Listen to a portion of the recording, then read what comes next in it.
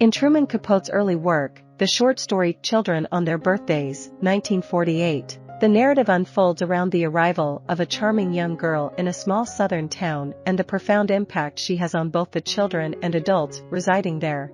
According to the narrator, the tragic incident involving 10-year-old Miss Bobbit being run over by the 6 p.m. bus occurred just yesterday.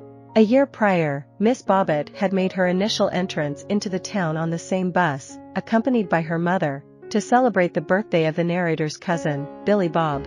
As the boys enjoyed ice cream on the porch, Miss Bobbit emerged from the road dust, adorned in a party dress, makeup, and carrying a parasol, displaying an oddly mature demeanor.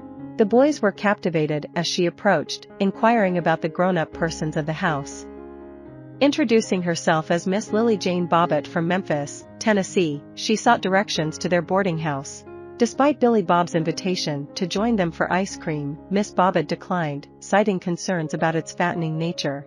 The boys, later joined by girls, ridiculed Miss Bobbit's manners and peculiar behaviors after she departed. However, the older boys found themselves drawn to her. Across the street at the boarding house, Miss Bobbit mesmerized onlookers by playing music on a Victrola and dancing. In the following days, the boys lingered near the boarding house, attempting to gain Miss Bobbit's attention through singing and performances.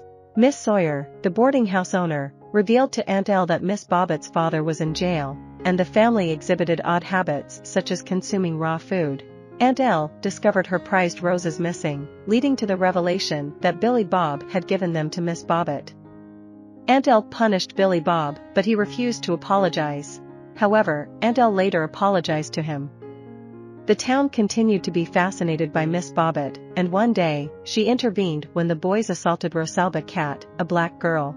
Miss Bobbit's fury and subsequent friendship with Rosalba changed the dynamics in the town, with the two girls waging a war against stray dogs that howled at night. When the sheriff failed to address the issue, Miss Bobbit and Rosalba took matters into their own hands, chasing away the dogs with a bucket of rocks. An incident with Mr. Henderson, an alcoholic at the boarding house, led to Miss Bobbit tying him up tightly after the boys' failed attempt. Miss Bobbit shared her belief in being friendly to the devil to receive favors and enlisted Billy Bob and another boy, Preacher, as her assistants in selling cosmetics. A jealous fight between Billy Bob and Preacher strained their friendship, but Miss Bobbit and Rosalba remained friendly to Billy Bob. The story took an unexpected turn when a con man named Manny Fox organized a talent show, and Miss Bobbit performed a provocative dance. Despite Manny's theft of everyone's money, Miss Bobbit's influence compelled him to return it. She declared her departure for Hollywood to become a star, leaving the town in sadness. People bid her farewell with flowers and food, only for tragedy to strike as she was run over by the bus. I hope you enjoyed this video. Leave a like if you did and be sure to subscribe. Thank you.